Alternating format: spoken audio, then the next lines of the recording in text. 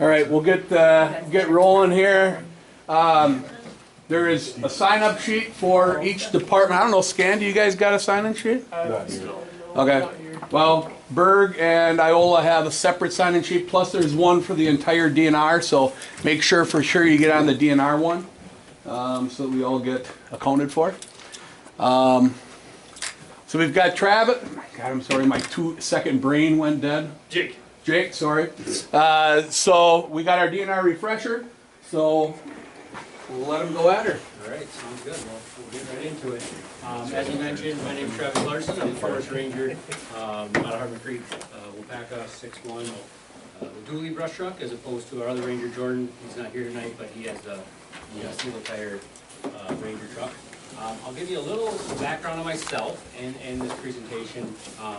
But first, myself. I've been in this role, not in Wapaka County, but with DNR for a little over 9.5 years.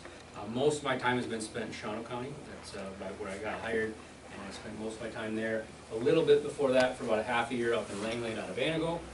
So pretty much I've been doing this role as a Ranger type since then. Why I'm here? Because I live right down the street, and so that was kind of nice to work out of Wapaka now, because I don't have to drive up to Shawano every day. So I live here in Iola. Graduated from UW Stevens Point. Again, live here, and I'm kind of your typical Wisconsin kid, I guess you could say, hunting, fishing, camping. That's where you'll find me when I'm not doing this kind of stuff. I also put on there replace Jason Hennis. If those of you that have met Jason, you know that he's a very boisterous, outgoing individual. I tend to be a little more tame, but that doesn't mean we do things differently so much when it comes to fire, but we're different people, but I did take over his truck and kind of that role. So, you want to give a quick, just Yeah, Jake Schrader. I'm the forester and the equipment operator, so if you see me the heavy unit rolling with the bulldozer in the back, I'm usually driving that. So I've been in Wapaka County for about 4 years now. I've seen some of you guys on some fires before. I don't see any of my newbies from Intro to Wildland the last couple of years, but I usually do the intro course most years. And can I just get, just for my mind, like, where do the Scandy folks at? Okay, Iola and the Berg. Okay, so we're all intertwined. That's good. I just gives me a little kind of breakdown. When I do, and I will preface some of the scenarios, they're kind of built for the whole county. So there is one that pertains specifically to Iola. Nothing against everybody else. That's just the one that got drawn. So, so just keep that in mind as we work through here. All right, little outline of the night. We're going to do some basic kind of refresher stuff, terminology, talk about wildland fire, some laws, some of our equipment. That seems to be a popular topic, so we'll talk a little bit about some of our equipment, and then ultimately we'll get into a couple simulations. You see the zone books. We will use those a little bit at the end, yeah, we'll get into it. All right, I will rely a little bit on group participation, so if you have questions, ask them. Keep this loose. If you have answers, say them, okay? So we're going to start here with burning laws in Wapaka County. What do you know about the laws, or what do you know about permitting in Wapaka County, or specifically your areas? Anything? Need them if there ain't snow on the ground. Okay, snow cover plays a factor? Good for a year. Good for a year from whenever you get them, yep. And they're free. Free? Get them online. Online? Only. Yep. Yeah, absolutely, you have to get them online. So yeah, I mean, a lot of big points there. We are in an area where you need a permit anytime there's not snow cover after January 1st through the end of May. So in comparison, I put that little map up there. So our county's neighboring to the east out of Gamey and part of Shawano. They have no permitting over there. It's all done by the towns, the individual towns. And then to the north, Shawano, the west part of Shawano there, they need permits all year round. So kind of we're in an area where we're surrounded by all different permitting, but here in Wapaka County, you guys seem to kind of nail that there as far as needing that permit without snow cover after January 1st, but before the end of May.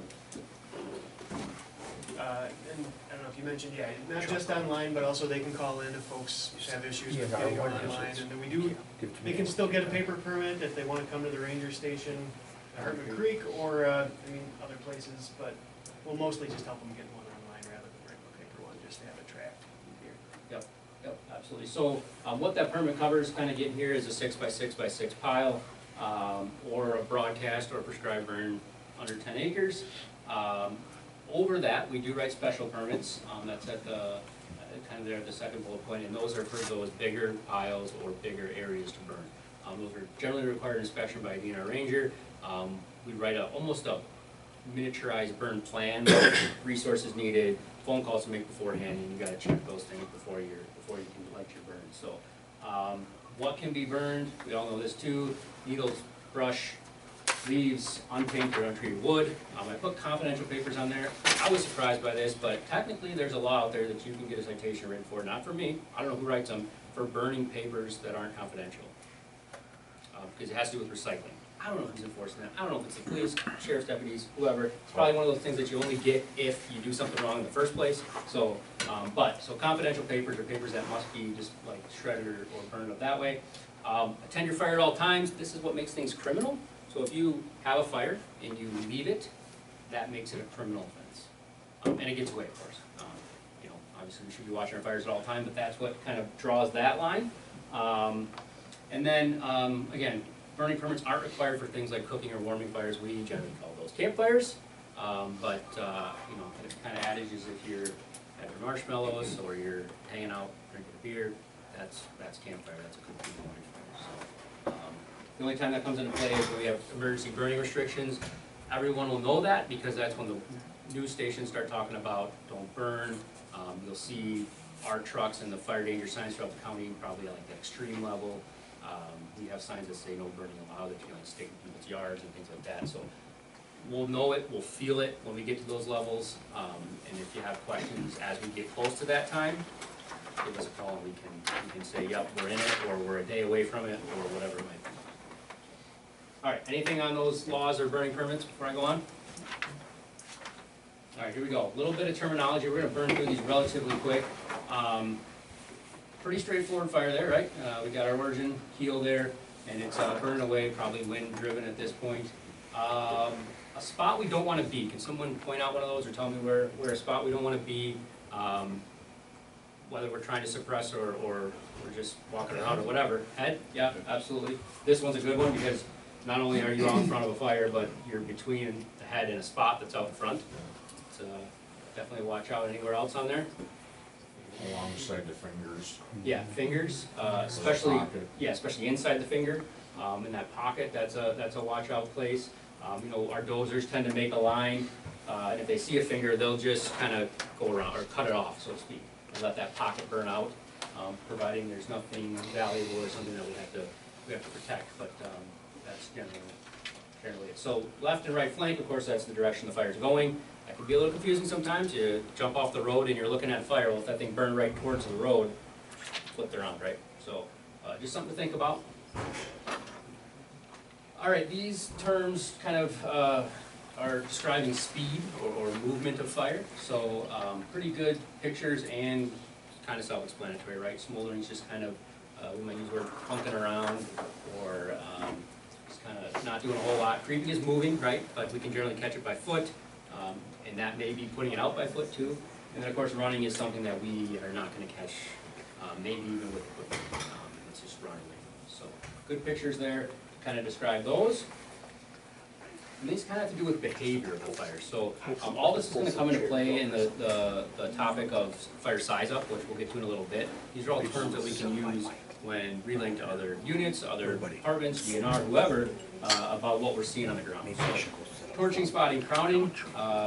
Spotting, of course, I talked about that in the little map that I had earlier. That's dropping embers out front, starting fires outside of the main fire body. Difference between torching and crowning. Anyone got that one? Torching is like one or two trees, where crowning is a whole. Sure. Yep, absolutely. Yeah. So one or a small group of trees would be torching. Crowning is the whole thing. And then another big thing there is fire spread in a crown fire is independent of any surface fire. It's running through the crown. Where torching sometimes will be a surface fire, light up a one or two or a small group of trees, come back down, spread a little more on the surface, one or two, spread a little more on the surface, kind of up and down type deal. So those are the big things. That crown is independent of any other fire. Another washout situation in a crown fire, if it gets up and above, sometimes there isn't a surface fire underneath and it'll burn over, and then there's unburned fuel under the trees that just burned, which could be a washout if you're going in to check things out. Still burnable fuel. Unlikely, those things work pretty good and everything burns, but possible. All right, fuel types. Again, self-explanatory, we all know what grass is, we all know what marsh is. Woods, timber, pines, that's a tough one for me even. I grew up on a 40-acre parcel, southern Wisconsin. We had pines, and we called it the woods. So, you know, that can be kind of regionally specific, general, I guess. But just tell us what you see. Pines, hardwood, blowdown or slash, so if there's a timber sale or a storm that went through, obviously that's where those heavy fuels are. Laying on ground. All right, any question on those terminologies that we worked through? Just, I mean, again, I ripped through them, but they're all stuff we should know, or we should at least have gain a grasp on. All right, so this gets into size up, and how many, I'm gonna ask a few questions each department. So let's start with Iola. What's a standard response? Let's pick a weekday. Are we bringing, how many apparatus are we bringing? 3? 2? It'll really depend on our numbers to begin with. Sure. Let's say it's, it's just. We'll definitely run our grass rig and we'll run our fire Kubota. Okay. The tender too. And the tender. And the tender, so Yes. two drivable apparatus to the scene. And then next would be an engine, or what do we? Yeah, A correct. second brush? Okay. So, we're gonna pass out some cards, and these are for each department. They're nothing fancy, and Jake and I are gonna take big credit because the DNR is now making these pretty colorful cards that are not just a piece of paper that we typed up, but these are the same things we have in our trucks. And it's just to give a reminder of size up information. You can duct tape them to the dash, you can Velcro them to the dash, whatever. Then it doesn't matter who's driving the truck. When you get on scene and you give a size up, boom, list, work down it. And it, we all miss something, that's not the end of the world, but, and what about Ogdensburg, how many are we bringing? Again, I know it's hard to say, because it depends on the day. Brush truck, ranger, tender. Okay. And Sandy? We got brush truck, and then an engine, Okay. and then a tender. Sure. So you can put them in whatever vehicle you want. I just like to think we have brush trucks, we'll probably put them in brush trucks. If you got side-by-sides or the next tender, most commonly used tender, other great stuff. So, size up. This is kind of important for us because for most of you here, if we're responding from Hartman Creek, you're all going to need us, no matter what. Even if you're coming from work to the station to get the rig and then go, we're still just north of 40, or just north of Highway 10. So it takes us a while, obviously, to get to some of these locations. So size up from initial attack apparatus and personnel is huge because it gives us a feel of what we might need.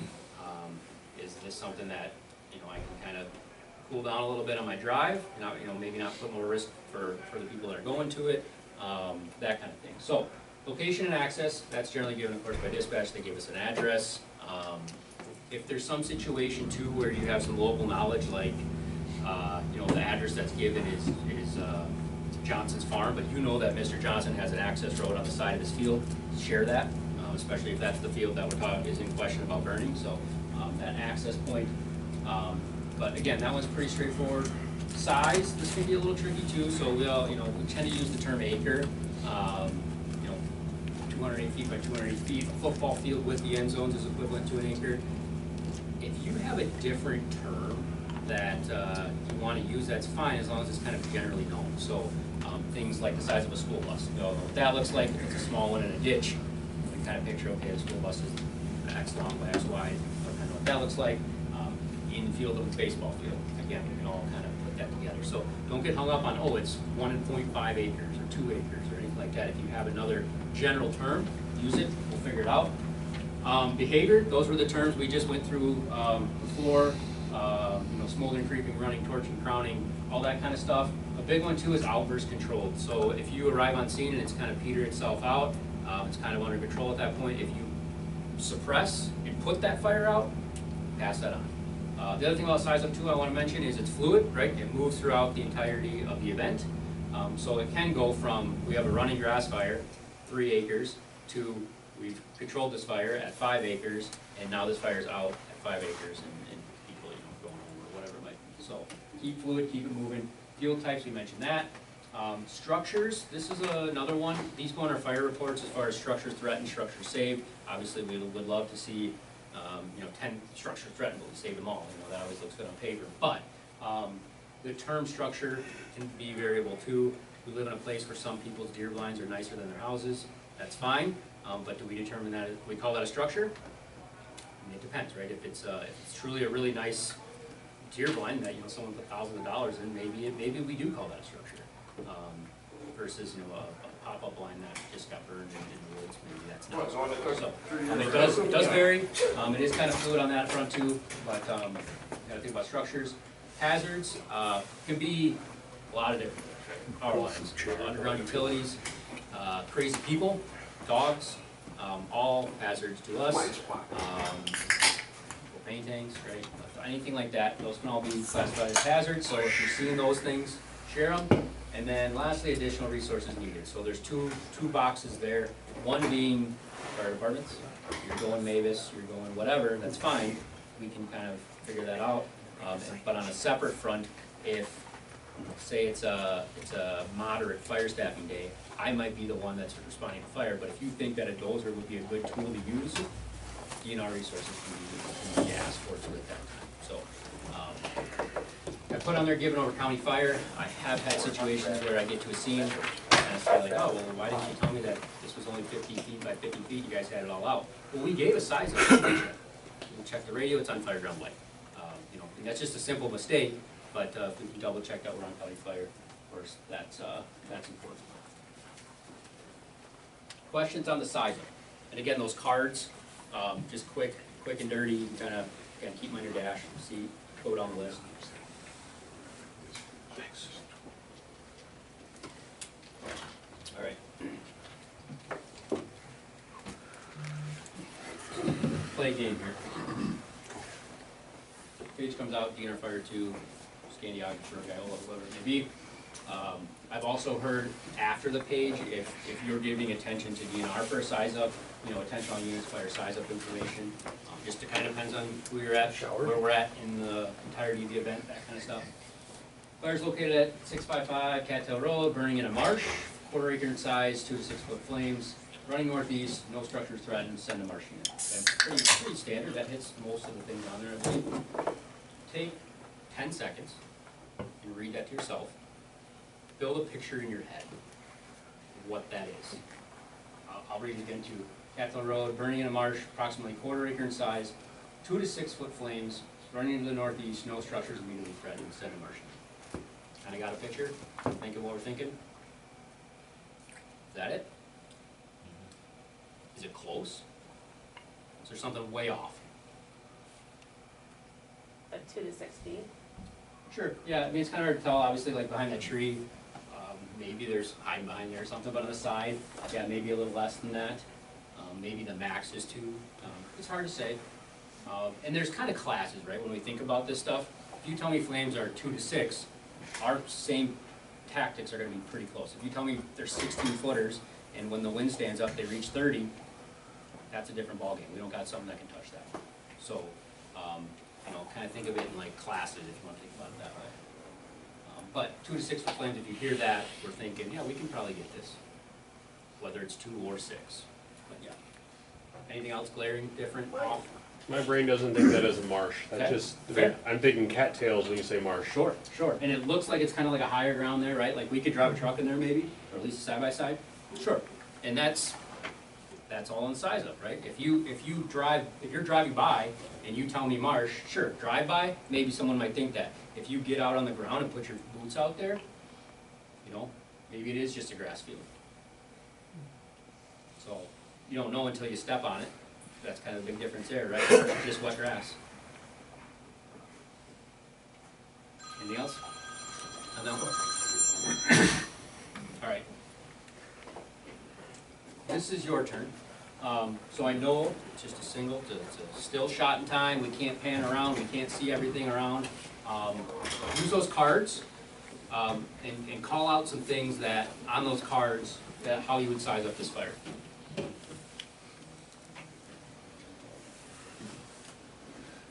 Wooded area. What was that? Wooded Wooded area. Yep, sure.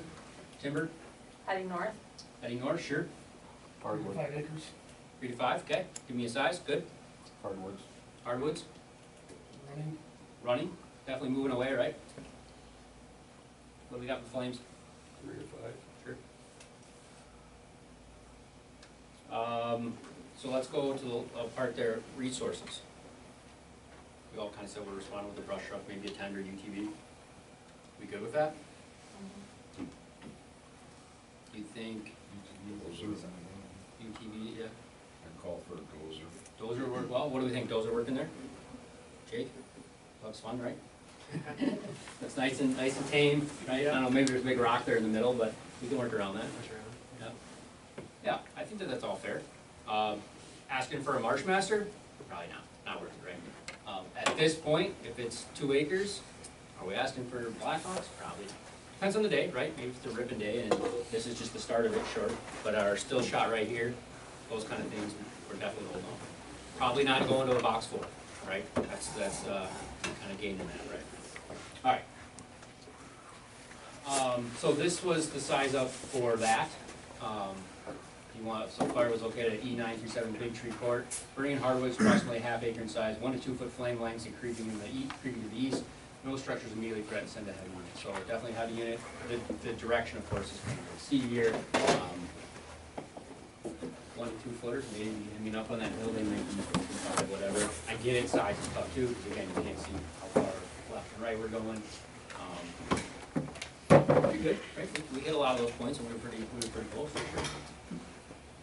All right, we're going to maintain LCES, and that's something that we preach every training, and it's for a reason, right? These are the things that we got to kind of check off before we actively engage in the fire. Lookouts, that's the L and LCES. What's a big one that DNR has for lookout? Airplane. Right?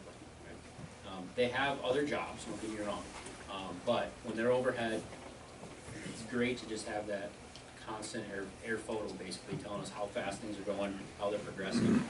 Outside of the DNR plane though, one of my biggest lookouts is volunteer fire departments. I can't see every stitch of this county, even if I spend all day, every hour driving around looking at things. So you guys have the fire knowledge, right? Everyone's been in this a while or maybe just started, but you've been in it a while. You've seen fire, you've seen how it reacts, plus you have local knowledge. Again, I gave that example of the access point off of Johnson's Farm, or whatever it might be. You have that. I don't.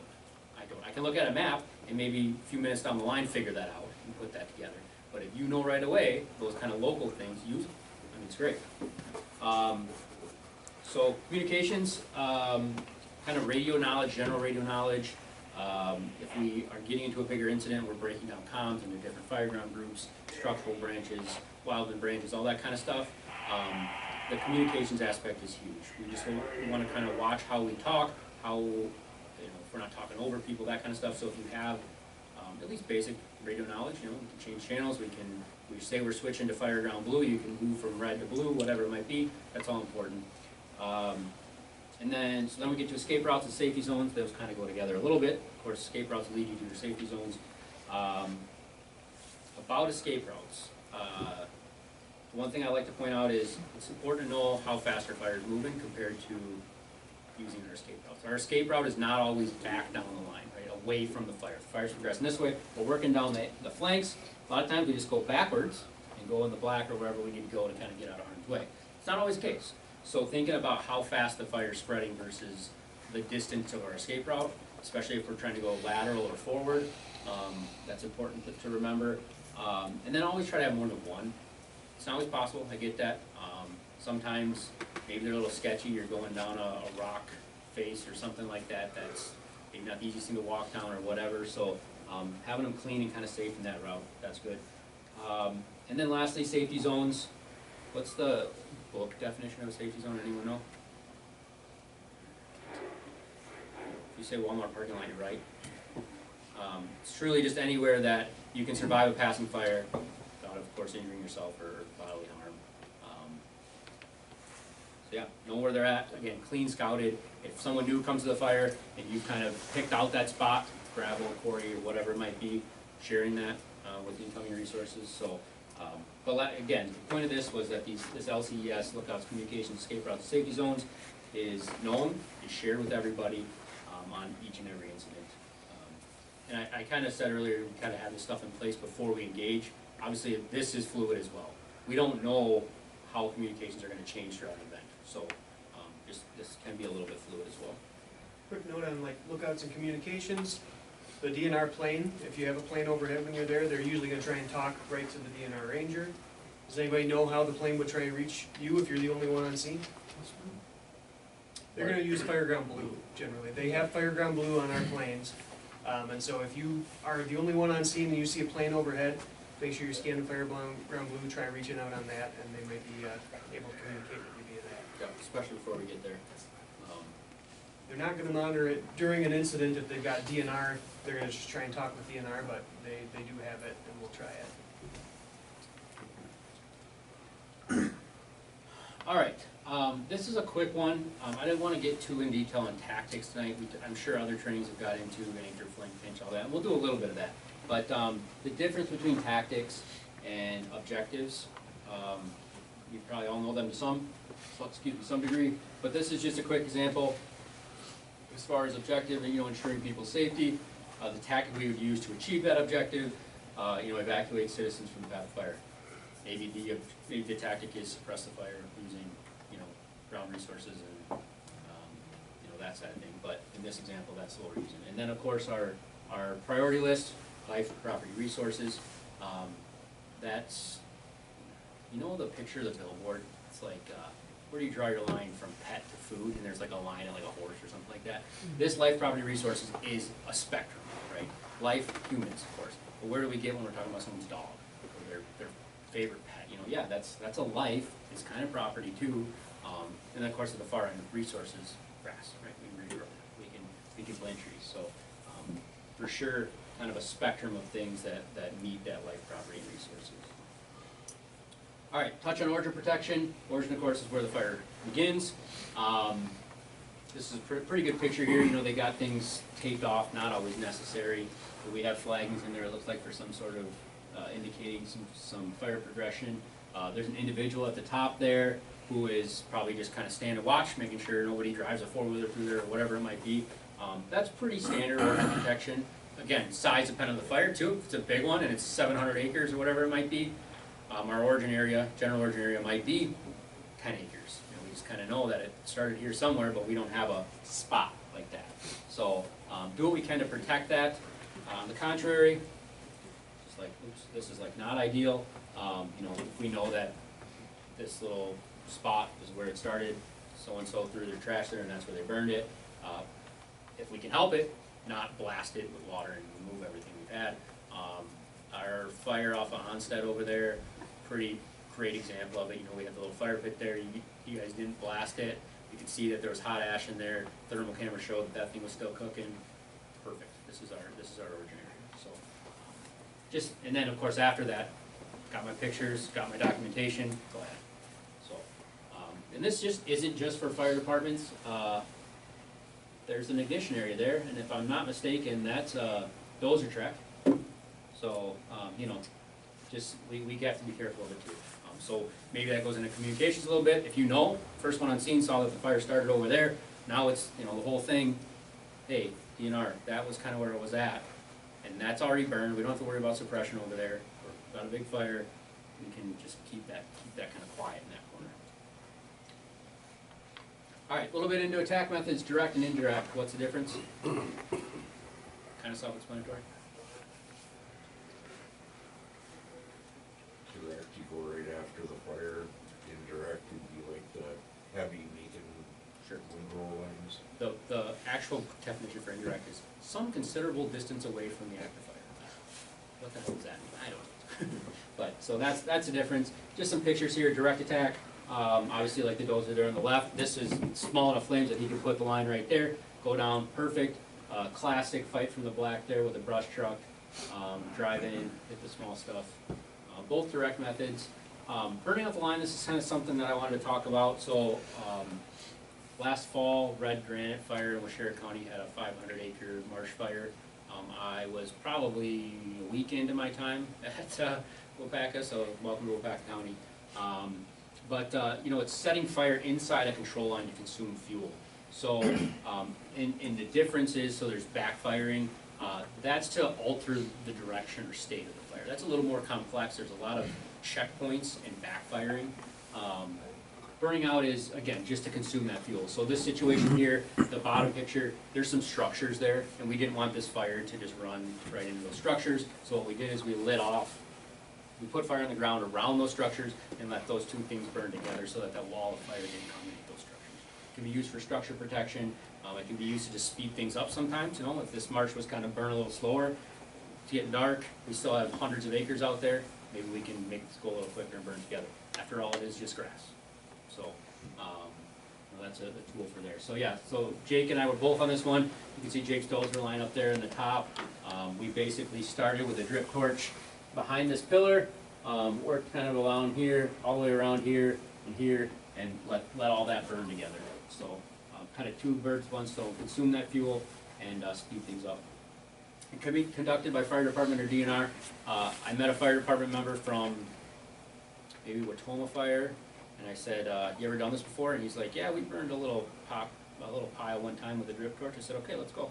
So if you can run a drip torch, we can do this together. That's kind of the name of the game here. Fusees, that's what we're using. Whatever ignition device we're using, use it there. Indirect, there's my book definition. Method of suppression in which the control line is located some considerable distance away from the fire's activity edge. No, that's not doesn't help us a lot, but you're absolutely right in saying direct is right there on the line, indirect is away. Regardless of if we're going direct or indirect, it's the same process. Anchor into something hard, flank them each side, pinch off the head. It's always the same, whether you're 500 yards away from the fire or you're right on the line. All right, and then one last little kind of method we use to anchor is this J-hook. So I don't know if this is the best picture for it, but it's kind of one of the best ones we could find. That J-hook is, the primary purpose is to prevent fire from coming around you. So if we had this fire here, Jake's in his dozer, he starts right here and just starts going down the line. It's a lot easier for that fire to get behind him and around him. That J-hook, if anything, it makes it a lot longer amount of time for that fire to back and get around him. Hopefully someone sees it, that kind of thing. But sometimes we're J-hooking, like in this picture, they J-hook probably in like the yard. That was a pretty good anchor. But it's just to prevent that fire from flanking back around you and catching up to the suppression resources on the flank. All right, question, we got one more here. Flank to fight first. So, does anyone kind of remember the teaching of right flank first? Is that kind of does that ring a bell? That's pretty standard what we do in Wisconsin, and that's for one big reason. Typical weather switch. So, wind's blowing straight to the north. Generally speaking, if the wind is going to shift, it's going to rotate clockwise. Right flank would prevent that from pushing out the right side. Great picture there from the German Road back in 2013, 7,500 acres about. You can literally see when the wind shifted and started to push out the right side. Now, not always the case. Examples of when the left would be okay. What do you got? Hard structures to the right. Structures, absolutely. Yep. Apply that life property resource. Anything else? Wind blowing. Yeah, the wind is blowing the other direction. Sure. Also, natural fire break like a road or something like that. Yep, maybe your right side's a little more secure, so we put in our line on the left. Yep, absolutely. So we talk about right first. Not always the case. Understandable if that's not the approach we take, but generally speaking, if all things equal, we're going to hit the right first. All right, questions on any of that last stuff after the terminology, size up to this stuff right here? Okay, here we go. We're going to talk a little bit about resources. So this has kind of been a topic that I've seen some folks like. But everyone likes talking about fire trucks and planes and cool stuff like that. So, but I'll go through it relatively quick. We'll start with the dozer. So biggest thing with dozers, this is what they're looking at. And this is a little bit different than the one in Wapaka. This is an enclosed cab. It's got plexiglass. It's got the cool little backup camera there, which shows absolutely nothing. Jake, you can correct me if I'm wrong, but I know that the mirrors aren't always the best too to look at. Sometimes they're rattly. We've got an open cab, just an old John Deere 450, and that one I just got a mirror, and all I can really see is my plow on the back. So visibility is not great, especially if there's smoke. I mean, Brush. Yep. Smoke, brush, whatever. So the big thing with working around a dozer, if we're talking about standing fuels like timber, things like that, we kind of talk about being at least 2 times or 1.5 times the distance away. In case Jake spins, hits over a tree, that tree isn't gonna hit you, right? Obviously, worst case scenario, Jake hits one tree, that tree hits another tree, that hits another tree, and now we're 3 trees away, but that's not what we're planning for, because we still need to be in close proximity to these things. If you're trying to get a hold of them and we don't have radio comms and things like that, generally speaking, you know, if you wave them, get a hold of them, Jake's gonna idle down, he's gonna drop blade and drop plow, and then he might give you like a my hands are free type thing, or wave you on over to talk face to face if we gotta do that. Make sure I'm looking you in the eye. I'll give you either a horn honk or, yeah, something like that, but don't come down unless I've got the implements down. And this is realistic, because we talked about burning out. If Jake and I show up to a fire and he's putting the plow on the ground, I want someone working behind him with the drip torch to consume that fuel, so that the line doesn't get pushed. So it is realistic, and if it's just Jake and I need one other person, one of you. So, anything you notice about this picture? I mean, there's some cool stuff in there, but anything specific? It's okay if you don't. There is something very Is there a fence line? There's a fence line, yep, so he's working along a fence line, that could be a hazard, whatever. There's one other thing. On the left side of the dozer, just in front of the left shoulder of the blade, it's a person. There's a leg. It's a leg. Oh, It's literally the blue jeans, those are blue jeans. Yep. So, reiterating, you can't see shit. Okay? To be blunt. Alright, good on tractor plow. Low ground, a little bit different, marsh units, some people call those. We have a couple different types. The DNR has low ground units. We can get what we call marsh masters from the National Fish and Wildlife, Mosquito Wildlife area. No, thank you. Low ground units are basically snow wheel trail groomers or ski hill groomers, Bombardier products.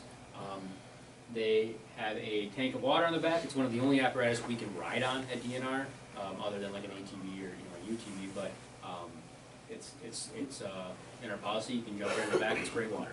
They don't have a plow. They don't have a blade. They're just like a really good mobile water source. So that's a fun one. They don't float. I want to reiterate that. Some people think, oh, low ground. Yeah, that thing's like a boat. No. And when they get stuck, they get stuck. Suction, muck, multiple dozers to get them out. It's a pain. In comparison, though, the Marshmaster is a little bit better of that kind of floating role. Again, it's not a boat, but they can get in a touch wetter situation. So the problem with those is we don't have them locally. They will be a little bit longer than, a little bit longer than the nearest low ground unit to here specifically. So, but our low ground units come from Matoma. So if you need it here, or the bird, or wherever, it's coming from Matoma. As far as dozers, of course, we've got one in Hartman Creek, and then next nearest dozers is one in Plover, and then up in Shawano, there are a few, if we really need somebody close. 2 in Gresham. 2 up in Gresham, and then next is a couple in Matoma, a couple over in Rapids, a couple in Adams County. Wausau. Build out from there. Alright, next one's gonna be the fun one. And again, this is something that, again, people seem to like, so that's why I'm talking on this. Maybe not super common to use, but they can be. Aerial resources. So we talked a little bit about being that lookout. That's our patrol. They get to the fire before the fire department and DNR. Eyes in the sky. We talked about using Fireground Blue. And then one big job for them too is coordinating air resources. So if I say I want Black Hawk helicopters, I ask for them. Our air attack, the eyes in the sky, the guys that might contact you when you first arrive on scene about what they see, they coordinate incoming air resources to take that off my role as part of the incident command. They will ask me questions like where do you want them to drop, stuff like that. But they will coordinate the incoming, the airspace up and down, lateral, so people aren't crashing airplanes and doing that kind of stuff. So another job of our air patrol. All right, cool pictures. I'm going to start with least likely to get, and that is CL415, the big yellow one in the left. They come out of Canada. Pretty useful tool. It's hard to get them. And if we're asking for them, there's probably a bigger fire in the state somewhere that needs them more than we do. But they scoop water, they don't need to land. These are the ones you see in California, similar to what you see in California. bigger amounts of water, things like that. More realistic for us though is the seat, which is a single engine air tanker, bottom right there. Basically like a Cessna style airplane. It has a belly that's hollow. One big downfall, there's two types. There's a seat and then there's an air tanker. The seat has to land at an airport to refill with water, then take off again and come back. That's downfall, right? Wherever they gotta go to refill, we have seat bases that are set up throughout the state come hardcore spring fire season. So if that is Rapids, they gotta go back to Rapids. If that's Anago, they gotta go back to Anago. It's just kind of the way it is. They can fill up other places, but generally they wanna go back to the base, to refill. In comparison, there's an air tanker, which is the same style plane, but instead of wheels, it has floats. And those they don't fill their belly, they fill the floats. So they can skim across water, fill their floats, and get back up. So it's kind of a little hybrid, between the big tanker and that. Generally what we're using to drop from those is a gel product, not a retardant and not just straight water. We can change that up, so if we're in a sensitive area, a trout stream or something where we maybe don't want to dump a bunch of retardant in there, we can ask for clean water and they'll fill it with clean water. Lastly, the Blackhawks up there. The story on the Blackhawks is they come out of Madison, that's their home base. They're operated by the National Guard. Pilots have fire training, which is always good, of course. They can scoop from anything down to a swimming pool. So they can get into pretty tight areas and pick up their water there. Obviously, they're more of a direct drop. They can drop a line of water, but they're hitting individual things, maybe a clump of torching trees or something like that we talked about earlier to slow things down. They get activated when the governor says, it's always the snowiest day or the rainiest day of the year, you'll hear the governor say, yeah, we're in a fire emergency, fire weather emergency. We're activating that. And you're like, why? It's just rained an inch. It's one of the ways that we can get access to these, just by activating that.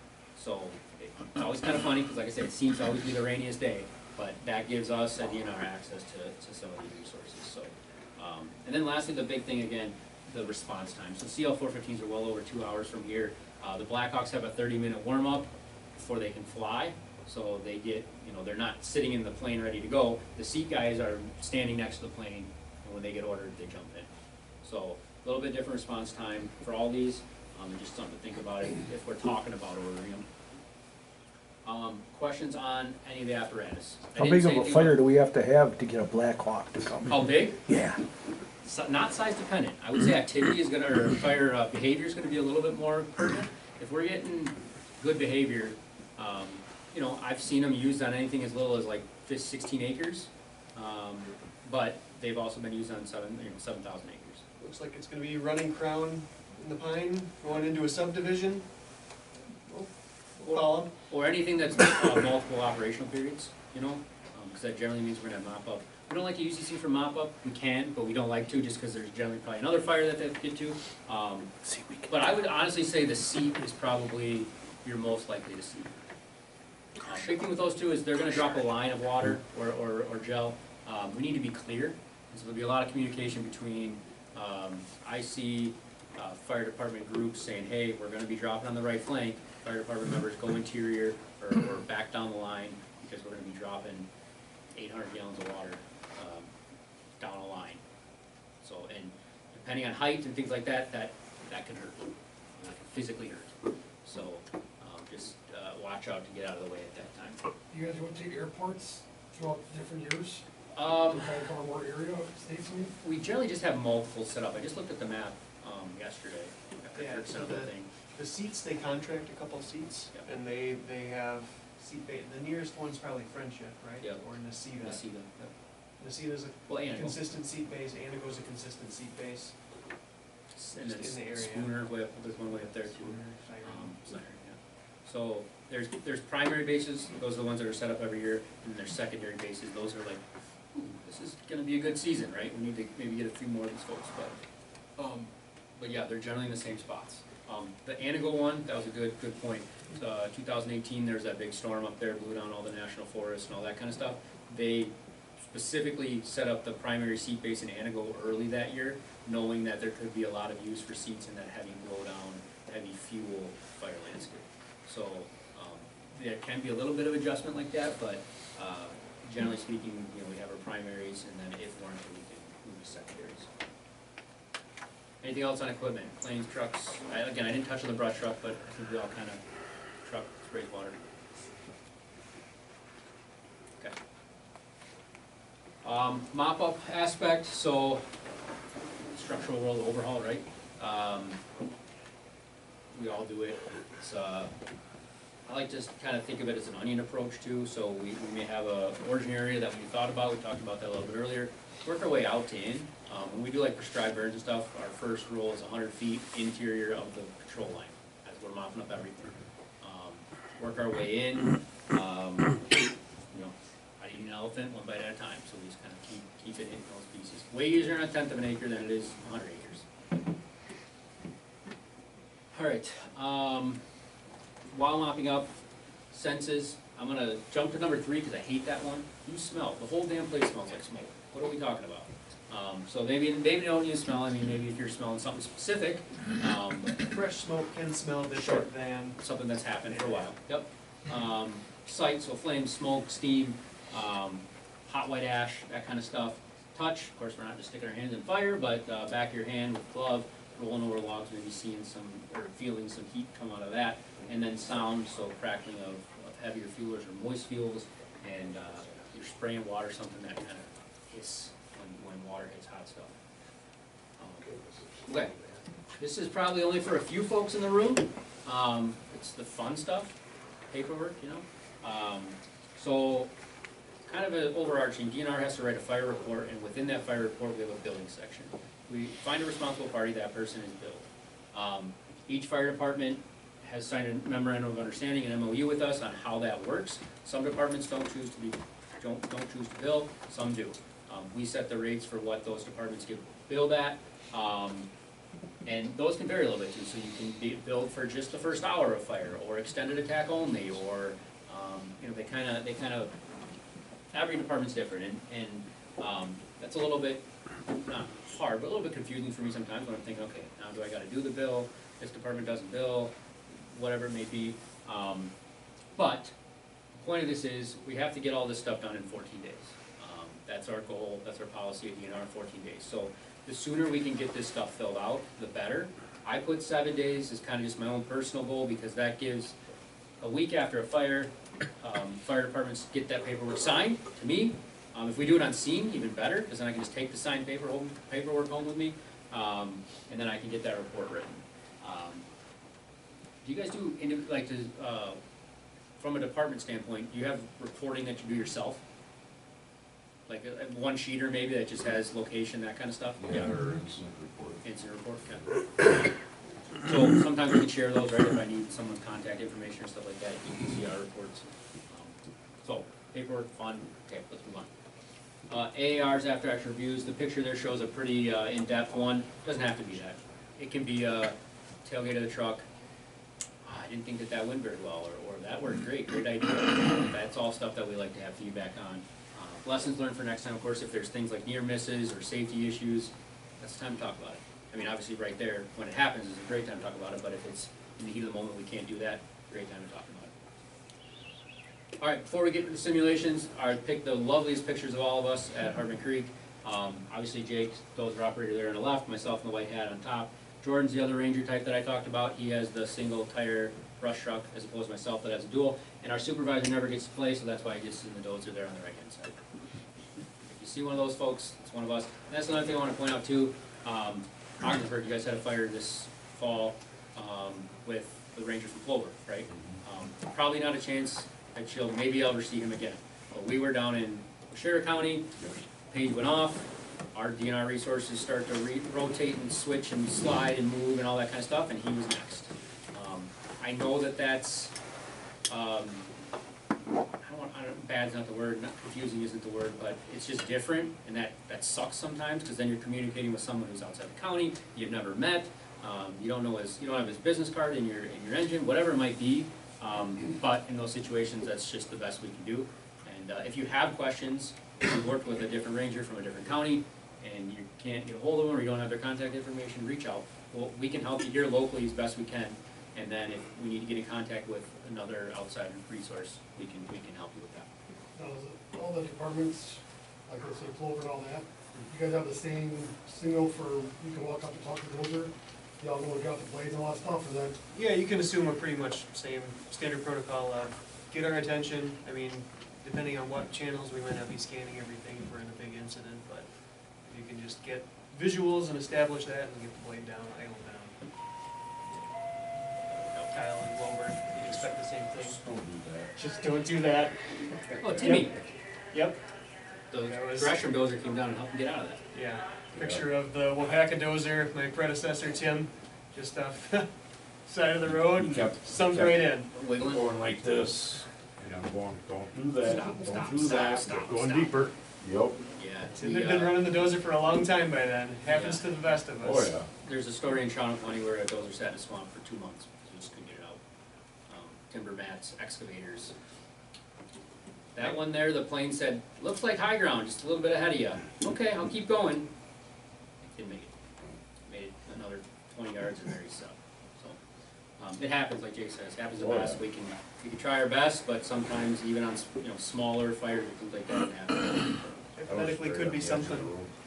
Yeah, That yeah, was right, right right, up. was that Dead End Gravel Road, right? Or- Yeah, what road was that, Dusty?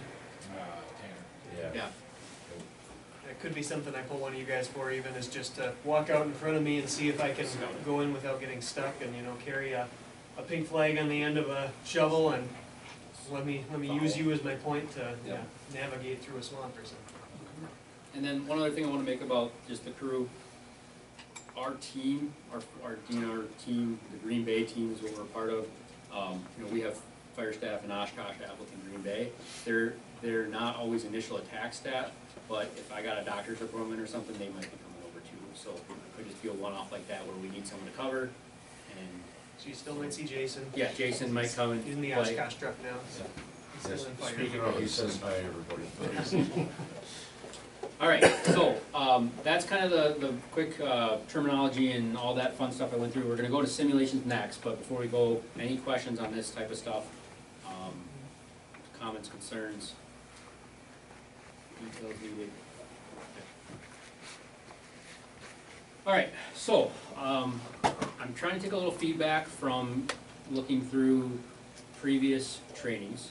I've heard that sometimes these can get pretty complex. And obviously we only have a limited amount of time here. It's a little harder to play this in simulation land. So I'm trying to make these a little more easygoing. I have heard some great feedback. Rather than putting an individual person in charge, we do this as a group. So here's how I've kind of worked this with my previous departments. The first scenario, group effort. If you have tactic ideas you want to use, if you have resource deployment you want to use, you tell me what you want, you tell me what you want, you tell me what you want. We talk about it as a group. Tends to get the juices flowing a little better. If it's quiet, I will call someone out and put you in the hot seat. Okay? So, it's in everyone's best interest. Okay? Yeah. All right.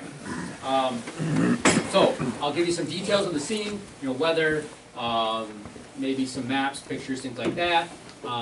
We can kind of talk. We don't have to talk like we're on the radio precisely, but maybe think about how you're cueing a mic and saying, I'm doing this or whatever. Our goals here, the size up, objectives and tactics, and then our resources. So, kind of bigger picture type stuff. We don't need to know, we're gonna use 250 gallons on this flank and we're gonna use the other two, whatever it might be, but kind of broader things, okay? You ready? Okay, here we go. First one, March 16th, 60 degrees outside, 42% RH. Winds out of the west-southwest at 2 miles per hour, and our fire danger signs are set to high. For reference, fire danger signs set to high. Jake and I are both coming, generally. So when you hear DNR page, you're getting a brush truck and a dozer right away. Ideally, yeah. Again, things happen, we move around. Could be another fire. Yep, but ideally that's where we're at. And that's part of the resource order. If you don't, is the dozer coming? Yeah, it's coming. Or no, it's not. Okay, well, it's a good idea to go. So, all right. Again, cumulatively, stand by for page. Iola, Scandy, Ogdensburg Fire, and DNR. Your page to a grass fire spreading quickly behind the garage at N6982 Highway G. And I will encourage you to use anything you may have, whether it's zone books, your phone, you know, a map, whatever kind of thing, so if you want to play along that way. So yeah, spreading quickly behind the garage at N6982 Highway G. I'll let you type if you need to for a second. I am responding, right? You get that. There's a map feature in there, so it's kind of playing along with that game as well as clicking on the map there. I've lost every damn thing.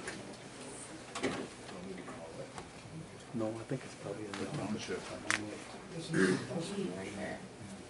This could be a real person from here. I didn't even think about that because it's around here.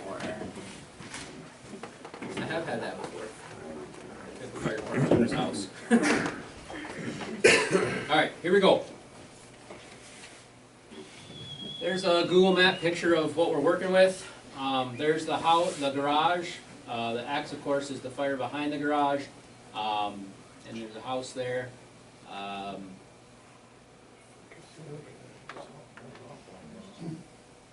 You want the address one more time?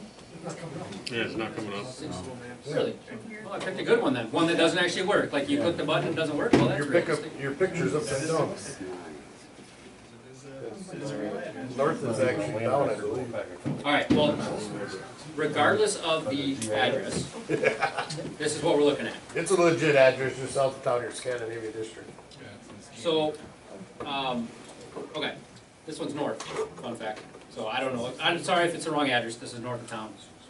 Highway G, go past Hatch Lake, right before you head due east, 3 curves before Big Falls. Okay, kind of a good point there as you go through the curves. There's some state land mixed in there. Yeah, found it here now. So, kind of know where we're at there. Well, I found what I was looking at.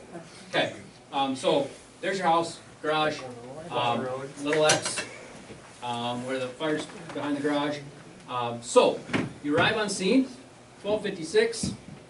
This is what you see. Let's work through a size up.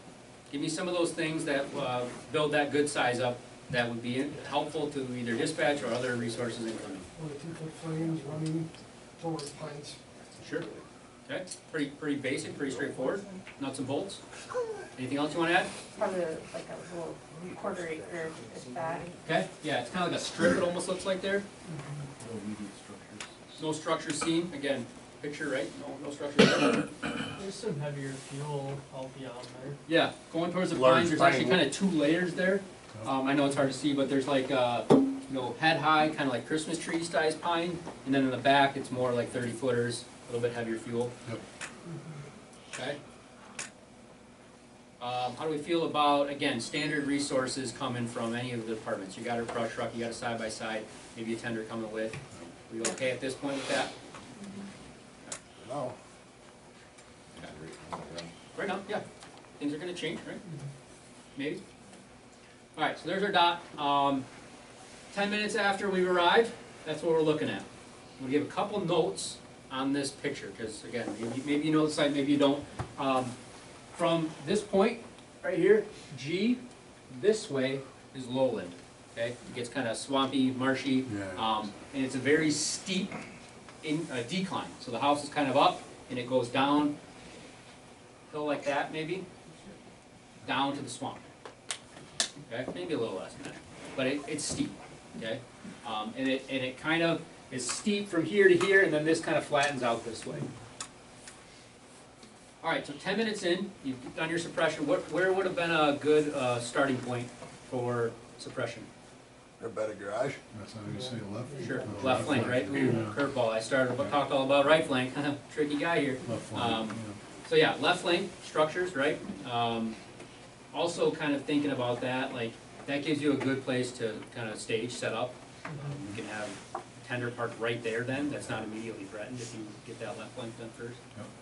Concerns about fuel type. We got like, yeah, pines. Right, we saw the pines in the picture. So definitely some wooded area. We talked about the topography a little bit, might be a little tricky. So 10 minutes in, you've got to this kind of corner right there. Sorry guys, this is the best I can do. My blinker doesn't work on the screen. There and here. That's how far we've got. Okay?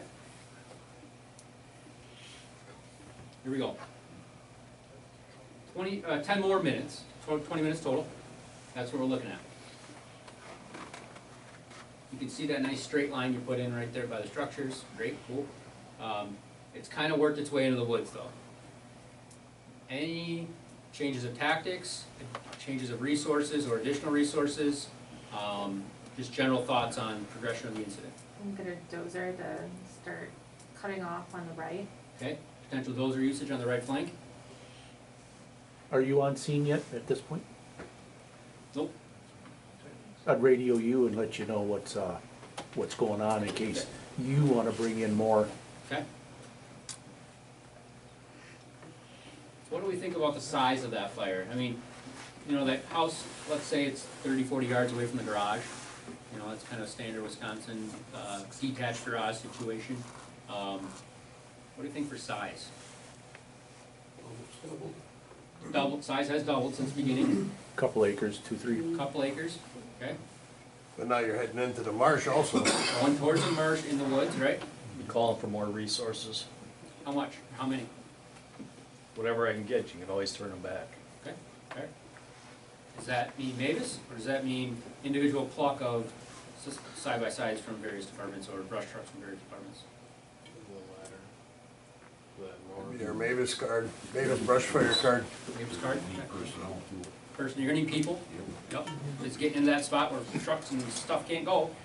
People are always helpful. Okay. Anything you wanna add at this point? Okay. 10 more minutes. We're here, okay? What kind of, what are we using to suppress? I talked about that hill. What are we doing? Are we using side-by-sides? Yeah.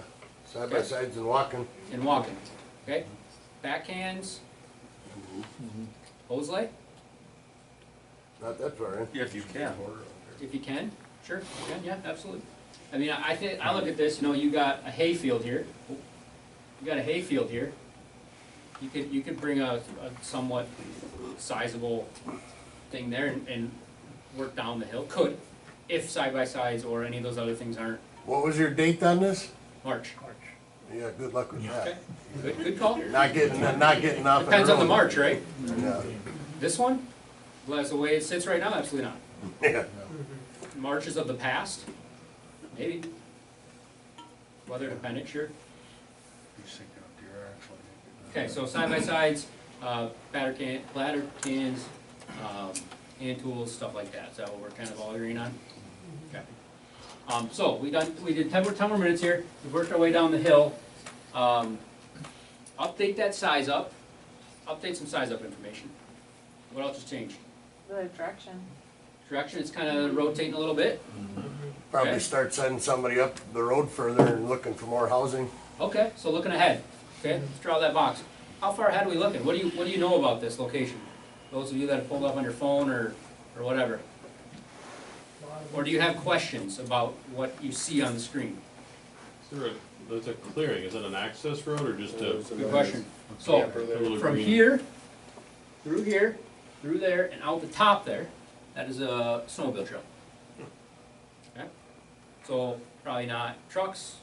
Yeah, Maybe. looks almost like a driveway. It's a snowmobile trail. Yeah, but if you actually look at it, it looks like there's, Yeah, it goes to there and then it cuts through the woods. So, you can get UTVs in there, no absolutely, problem. absolutely, yep. So that access point, as far as looking out ahead of things, that might be your point. If you don't have it on your phone, Highway G here takes a 90-degree turn and goes to the right, kind of just off the screen there a little ways. So that's where they're talking about coming in from. So, are we going more resources? How are we feeling? Let's say you got 5 side-by-sides now, and you got a slew of engines, tenders. We okay with that stuff? What's the fire looking like? Is it? What kind of flames do you have? We're still going 2-footers, but it's at a pace where we're making progress. Keep making We're- progress. Keep making progress. Yeah, it's pinching down. Pinch it down, right? Anchor, flame. Well, if we can get in that from the north side there, Stalk it. if you're gonna bring a couple UTVs in, you can do a couple wet lines. Sure. No. And if you're 2-foot flames, a little concern about addressing the head, right, coming right at the head. A little bit of A concern. little bit. It's burning downhill, which is safer, right? It's not ripping off the hill, it's burning downhill, a little safer. You know that there's a marsh down there. You can scout that out. Is there standing water in this marsh, or is it just kind of soggy? You know, we don't know. These are all variables we don't know. Right. But those are gonna influence your decision as far as what we do. All right. Congratulations, you pinched it off. All right, everybody go home. I'm just kidding. So, let's talk about the objectives and tactics we're gonna use. Pretty straightforward. And correct me if I'm wrong, I'm kind of, bringing everybody's opinions here together. But we started with suppression off the back of the garage there. We protected the structures first. Worked down the right flank as well. Once it got into the woods, we kind of just paralleled it for a while until we kind of gained some footing, got some traction ourselves, pinched off the front using things such as hand tools, ladder bags, and side-by-sides. Stopped it at a couple acres. Everybody was safe, we went home. Great day, right? Any changes now that you know what happened? Hindsight, 2020. Probably when I got up to that little egress, Sure. cut it off ahead of time. Okay, maybe explored more earlier. Okay. Anything else? Feel good about it? How it went? Kind of everybody's on the same page? Okay, good. You ready for the next one? Okay, so you're number 2. Things are changing a little bit. Fun fact, it's hotter, drier, and more wind. Yay. May 2nd, 77 degrees, humidity at 26. Winds out of the south-southwest at 9, gusts 15 to 20. Fire danger signs are set to very high. That's orange. Jake is definitely coming with us this time. Well, the dozer will be coming at some point. If they're not all somewhere else, but. Good. Got the weather kind of picture there. Page times 1418. Stand by for page, all the departments, and DNR. Needed behind the residence at E4952 White Lake Road. Supposed to be White Lake Road, for a forest fire burning in a field and moving quickly. By this scenario, I'm trying to be a little bit vague, just to kind of get you thinking. Burning in a field, moving quickly. I'll give you this. I think this is a Wiley address. It is.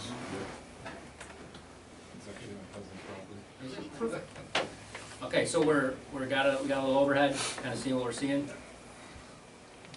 Okay, there's a big overhead. There's your house, barn, whatever it is, I don't even know. Little fire start behind there. So you got the page, kind of just getting rolling. You guys get to your department, and I realize that I was super far away here, specifically here at the Berg, wherever. We're pretty far away. But let's say you're responding from Wywega's department or somewhere a little bit closer, right? You pull out of the garage, and you see that. Box card right away. Okay? Yeah. Working still? 1, 2, 3. Where are we going? One. 1. Okay, start at 1.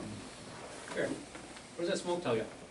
Black smoke. There's different, You got structures involved. A lot of options. Tires. I heard everything there. Could be structures, could be different fuels, could be. Knowing the location, black could mean not only structures, what else could black smoke mean? different type of, Black could mean pine, structures, pine, or Cattails? cattails. Cattails are the last thing that I always think when I see black smoke. No, structure is probably like, if it started in a structure, we would know that'd be the page, probably. But if it progressed into a structure, we might not know that yet. What I love about this picture is the 2 different colors of smoke. This fire started, and it burned some grass. White smoke, light, puffy, drifting off in the air. Then, it got into something else, and like at this point, right here, so something changed. Cattails, structures, whatever, pine, whatever we talked about. So, you can definitely tell that it's moved, it's changed fuel types, The page came out as grass,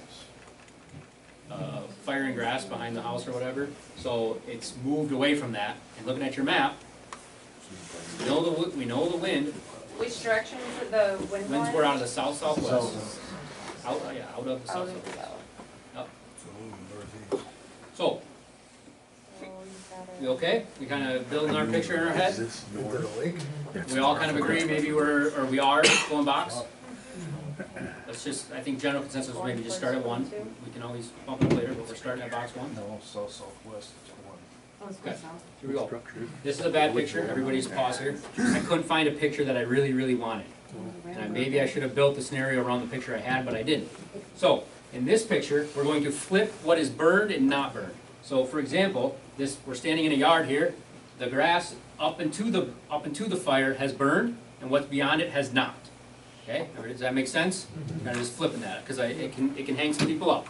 So, we're standing in the black, we're looking towards this fire that's running away from us, and we can see a sea of unburned fuel way out in front of it. Okay? Size up information. 10 acres? 10 acres. Okay? 2 3-foot flames. 2 3-foot flames, running. Can I get whatever yardage to a 500 yards to a marsh, or Okay. what the access is? I'm gonna need lowland or, Sure. Maybe some access issues type stuff, yep. Additional resources, are you still okay at a 1? It's fine if it is, I mean, I'm just asking. On our card. Okay, that's fine. We talked about fuels, talked about access, talked about resources, any hazards? Looks like There's- probably barbed wire in there. Yeah. There's a few of them out there, right? You look at your Google Maps too, kind of give you an idea of, they're way up out there, across that big old swamp. See them? It looks like there's Few way up roads there. in the swamp, or trails. Trails in the swamp, I heard that. Someone say that? So, yeah. Oh, okay. This looks like swamp to me. Trails in the swamp, what does that tell you? Snowmobile trails? People could be out there, deer stands. Is this November 27th? No, it's May, but turkey season, general just scouting, people get ready for deer hunting and all the time, right? So that's something to think about. What about the terrain if you see trails out there? We can probably get UTVs and stuff. You out might there. be able to get something out there, right? Not a tender, probably, but a UTV might make it. It's a track, a wheel. Okay. All right, here we go. 10 minutes. There's that change of smoke we talked about. White smoke in that nice little grass hayfield there, or whatever it is. Hit the swamp, turn black. How do we feel about resources? DNR's not there yet, of course, because never are, necessarily. Low ground? Yep. So maybe a mention of a marsh unit, knowing that it's getting into a swamp. That's how people set up on their property, just also by the red border. That The white line, This thing? you know, Okay, yep, I think that's like a manufacturing facility or something, I'm not too certain exactly what it is, but, there's definitely a structure over there. If it's running south, then there's homes down there. Winds are out of the south, sorry. Out of the south, Yeah, sorry. pushing northeast, yeah, pushing northeast, yeah, sorry, I don't know if I was very clear on that, yep. Pushing northeast.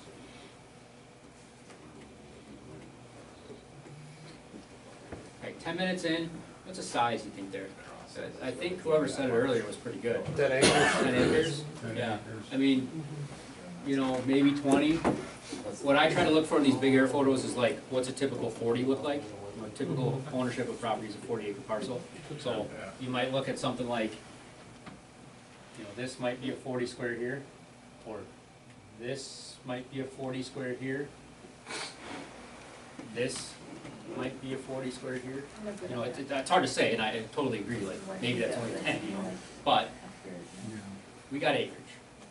This isn't a pizza box in a ditch. And at 9 miles an hour going to the northeast. Gusting 25. With gusts of Yeah, with 20. gusts.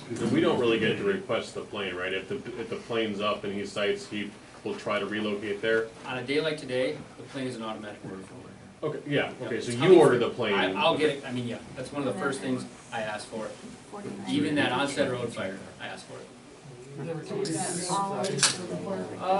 Yeah, I think, I mean, maybe, yeah, I mean, definitely. Yeah, and then the other big thing about the plane is once it gets dusk, they have to set down. Can't fly at night. Yes, they can, yep, but our planes cannot. And it's a little bit harder then to coordinate too if you lose your air control with how it's, I mean, doable, don't get me wrong, we'll figure out a way. All right, If there's a fire going into the night, well, not really controlled, so you know you're losing your airplane. Yep. You guys automatically call in the Blackhawks, at least that way you got some visual up there, or is that? what I would do here personally is call the sheriff's department to get a Get drone. all these guys out. Yep. There's no, as long as there's no other aircraft, or drones specifically, Around. our planes will Cut fly, it off. but they won't fly if Give there's it a drones in bigger there, whether they're spot. private or, I should say they won't, they really don't like it, they prefer not to. So if we hit that nighttime, and we have a thermal drone available, sheriff's department has them, Grant County, that's gonna be an ask for it. Clintonville had a fire off of 156 at Navarino Wildlife Area, middle of hunting season this year. By the time I got up there, it took me an hour and 5 minutes from Harmon Creek all the way up to Clintonville, literally Shawano County border. It was dark, but the sheriff's department had a thermal drone, kind of flew around a little bit. No, we couldn't find any people, we couldn't find any active fire. The fire department had put it out, so definitely a useful tool once the sun goes down. Okay, resources, size up, we kind of talked about the size a little bit. We felt okay with maybe that box one where we're at. Talk a little bit about the hazards, the structures out there. How we feeling? Okay. At this point, we're treating it as a big one. You know, I mean, just knowing what's out in front of it, continual cattail marsh, no big bodies of water that you can see that's going to stop it. The whole marsh is 300 acres. The whole thing burns. That's going to be a long day. It's like, you know, we don't know if we've got, you know, if we can even suppress in the marsh yet. We don't know exactly what's going on, but we kind of can commit to a big one, so to speak. Now, a big one in the marsh is different than a big one in pine, right? A marsh, this could just burn up. All the cattails burn up, it hits the edge of the side of the marsh, it might just stop if it hits an ag field or whatever it might be. Upland or pine, as long as there's continual fuel, it's gonna continue to go. So, kind of, those are kind of some things to think about. People don't put houses in the middle of marshes. Yep, no, that's a bonus, right? I mean, I had mentioned deer stand, stuff like that out there, just to think about, but in reality, May, middle of marsh, turkey hunting's open, do we, you know, maybe the guys out there trying to shoot turkey in March, maybe, but, less likely than if this was a fall fire, around Thanksgiving, during gun deer season. Or the weeks leading up to gun deer season. The fire that pulled us away from Ogden Fire was. Yeah, the fire that pulled us away from Ogdenburg was Getting people their prepping stand for ready for hunting deer season. season. Okay, 10 more minutes. We called that first one 10 to 20 acres, now we're talking, you know, 20 to 40 acres in 20 minutes.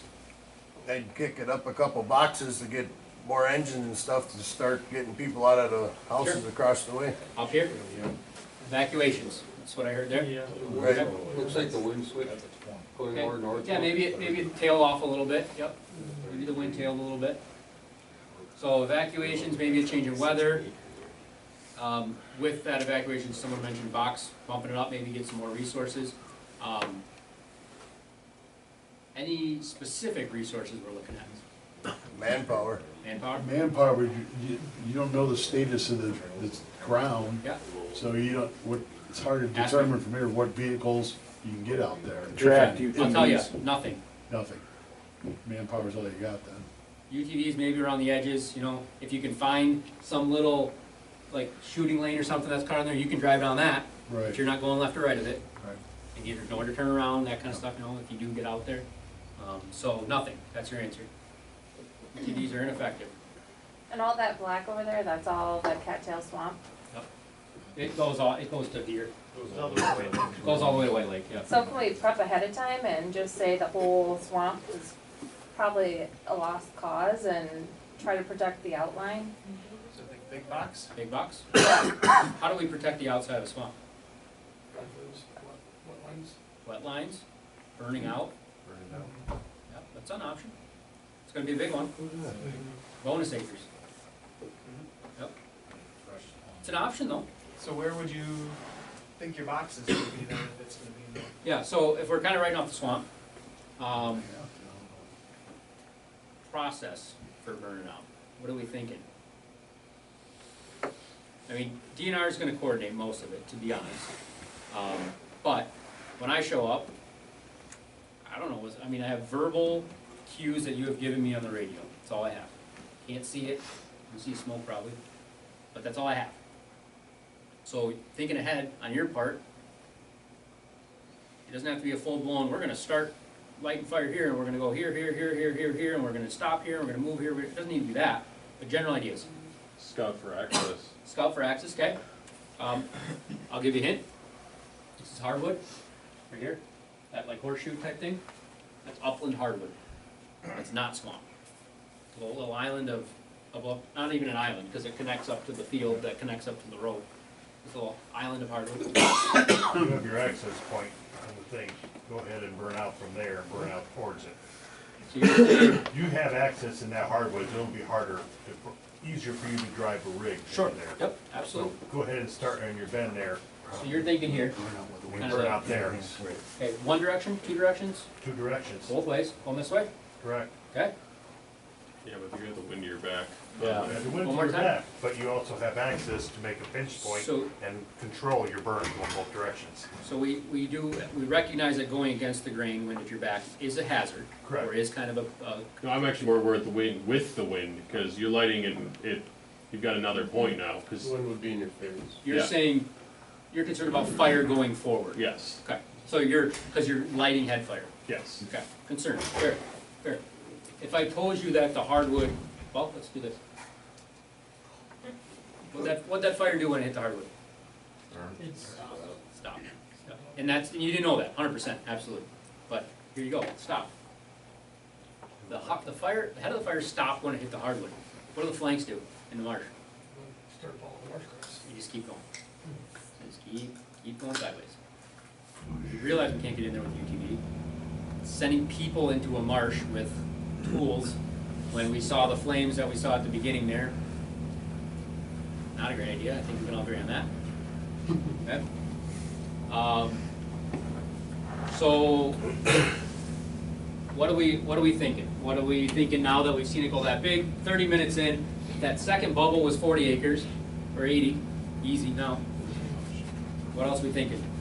As far as resources, I mean, Can't get anything out there. 30 minutes, so, yeah. so what's our approach? Are we still thinking burnout? Can we get some planes in? Hell yeah.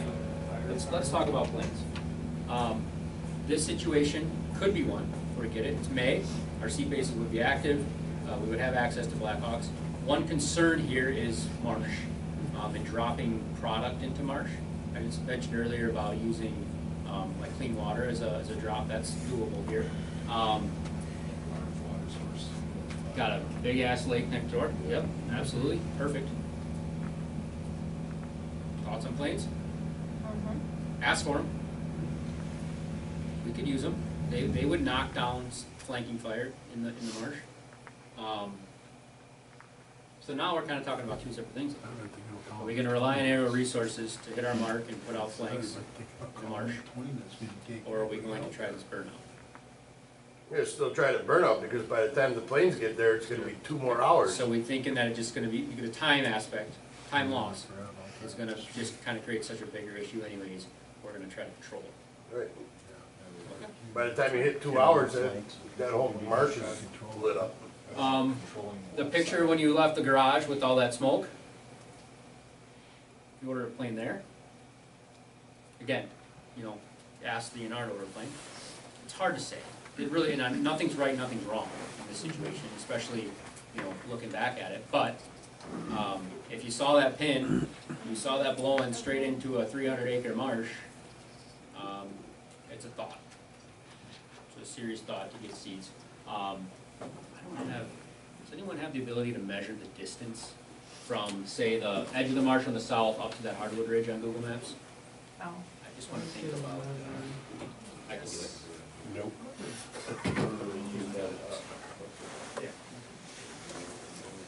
Tactical thoughts. I just want it for my own knowledge. Where to where? 0.6 miles, From here to say like up there. 0.6 miles, Half mile? a Okay, little over half mile. okay. So we need, put that in feet for me. 3,000. About shy of 3. Just shy of 3, okay. Standard seat, we're going 500-foot drop in length. So how many times do we have to drop a seat to consume the flanks? 6. 6. Plus time lost. Plus time lost, load return. So if we're using planes, great tactic, we just need to get on it early, is what I'm saying.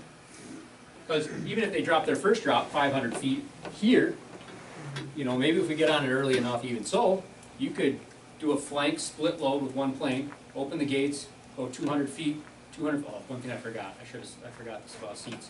Seats come in pairs. You get 2 planes. Yeah, So now- sorry, big, yeah, sorry, I should have explained that earlier. Now would it- Seats come in pairs, 2 planes. But you're still looking at an hour. Yep, absolutely. It's Or still- more. Yep, absolutely, yep. But if we caught that earlier, where it was just that first bubble, and we had a plane there, that first plane could split load, left flank, right flank, other one could go across the head, you got a box. Could. Once it gets to like where the red is, though, to keep it from going further in, Over, would you tell him to head up towards the head and dump there, make his way back? like against the grain, Right. yeah, that's possible. Could, and the other thing about seats is they gotta dump, they can't land full. So if they're in the air, they're full of water, we have some areas that they can just pitch their product, but we'd like to use it, especially if there's active fire.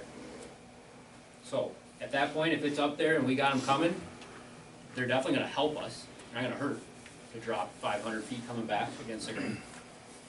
Saves us time, and again, it comes to this pinch point of, are we burning out, or are we gonna try to suppress all active flanks, heads, and heels? It's a choice. We don't, again, no right answer here, but as it plays out, that's what we're, okay, we good at this point? I got one more. So you're saying when you order a airplane that's gonna drop water, Yep. you're getting 2 of them? Generally speaking, yes. They come in pairs. You tanker 1 and tanker 2, or tanker 801 and 802. And they They're go always in from like Texas. tandem, back and forth, pick up water, dump, the other one's picking up water, coming They're down. generally like one's dropping, and the other one's just a little ways behind it. And if you're changing directions of your drop or whatever, that'll drop too. But it's not like one's always dropping and one's always filling and they're always replacing. It's like 2 coming, 2 dropping, both Close friends. returning, yeah. They fly in pairs. Yeah. Right Yep. behind each other. Yep. Yeah, I mean, obviously, they can't be too close, right? Because if that first drop we want it here, but the second drop we want to go around a corner or do something like that, they gotta leave a little space. But, yeah, they're generally pretty close. When you were talking about them before, instead of the seats or the ones that can skim across the water. Sure, like not an the air one- tanker. Yeah, Yeah. knowing that the lake's right there, couldn't you just request that instead of a seat? Yeah, there's a couple problems with them. They're harder than hell to get. The big ones. The small ones are, first of all, they're super expensive, which is fine. Money isn't an object when we're trying to save life, property, and resource. And there's fewer of them around, period. So the wheeled ones are generally what we're gonna get. Well, we've been contracting more the Yeah. Fire Boss seats, which are the scooper seats, Scoopers. the smaller scooters, so. That might be what we have, that seems to be how we're trending, towards having. Even the scooters smaller than the big rollers from Canada, is there like a restriction on what, if it's like 25-mile-an-hour winds, you're gonna get white caps going across the White Lake, you're gonna have issues? Yeah, we start getting into those kind of questions, and, we talked about boats on the lake right now. Who's out there clearing the lake so that we can scoop water out? What we learned is a lot of people get out of the way of big things, that's, you can do that. But if needed, we can always do board and stuff like that, clear the water around. As far as the weather, I'm sure there's some restrictions, I don't know them. And what I've basically been told is, a lot of this is pilot Discretion. pilot discretion. Yep. It's If enough. you You got think I know some, what's got weeds? I'm just using this term, some guys who do it a long time, old timers, done it 1,000 times. Yeah, give me 2-foot shower, I'll do it, no question. If someone who's a little newer, maybe they don't want top, maybe they want glass. And that's just what you're given, you gotta work with it. So, You'd be better going off the bear. all right, how we feeling at this point? I'm getting the end, we're there, but I got one more here. If you call out for, like a plane ahead of time, like, let's say at the very beginning, Mhm. and you end up suppressing the fire and you don't need it, is it just like calling for, like a helicopter for EMS where it's not a big deal, like, Yeah, if they're coming to us and we've got it taken care of, my two options are, is there another fire in the area that we can use them on? Because then we won't drop on ours. Or if you have to drop before you go, we could drop them interior, try to, you know, hit a big snag or something, again, as long as the line's secure. Or we call them genocide zones where you just throw out the extra stuff, like in the middle of a county forest or alongside an airport where if you put some water in the grass, it's not the end of the world. But they're not gonna be pissed off like we call Ogdensburg up, you know, and then we tell them to turn around, they get mad at us, you know. No, I mean, they wanna play, you know, they're Right. fire pilots, they wanna drop water on fire, but they'll be okay. They'll be okay. Yeah, they get paid by the minute, so they don't care. Okay, here we go. Zone book's ready. Hint, hint, wink, wink. I'll give you a minute to get to the, my question for our next progression. Okay, I'm asking for two things. Name of zone that this is approaching, and number of structures that are threatened. 54. No. Okay? 54 is the road. Or, well, 22. 54 is 22. 54, 22, they cross. yeah, that's all. This on my phone. So what I'm looking for as an answer is, again, what's the name of the zone that this is On approaching? my phone. And how many structures within that zone, These addresses are gonna go in my truck. or how many structures are in that zone? And this is fine, take your time here, because No, I didn't say, but we're. it's not the simplest thing. The point is to use these books, look through them, figure out where we're at. Okay, we're at. We're. White Lake. By design, huh? See, we're in the road.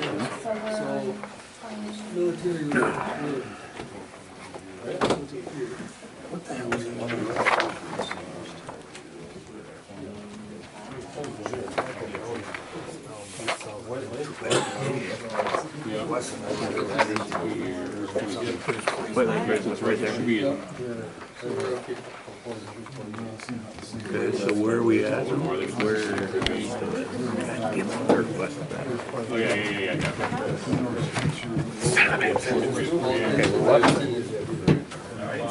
So here's we're on this, so that green flat line at the top is that, this highway here, 22. So we gotta go west. Where does that say? That's a total number of structures in that whole zone. Right here was 22 going in. What's the address? That goes to that corner. We don't care if there's 35 structures total, we care if there's 14 that are in the corner. So, yeah, absolutely. Highway Yeah. 49, E How many 4952. zones that are forward in case we got construction protection. I think we're too far So this is north. showing up here. Construction protection, builders. What Lake Road? Oh, there you go. Yeah, right here. What is it? It's this corner right here. And to the north of there. So it'd be this one. Figuring out where we're at here. 4952. And then structures, Right there. there's a, Front on 40. there. Must be in this one. Says 44 now.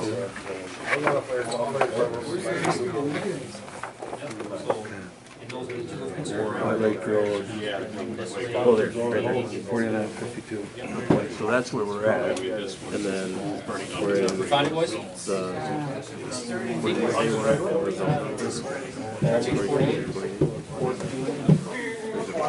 we're in the Big Lake. right here. So how do we get to that zone again? Should be the next. One of these. Think it's gonna go somewhere? I will. Remember that corner where the house was? Where are we? Bring it up to you. This Think where about we're these at? buildings, they were big roofs of white, but that's just open. I think we were. That could be a marsh, that could be a big field or whatever. This is- No, we're not. Yeah, so that's at the key. We're in that picture, so we're just southwest of White Lake. Structures on concern, if you wanna call it like that. Probably up here, right? Okay, so it tells you the name right there. We're right here. So it's quick and easy. Yeah. No change. So, Alphabetical, find your name.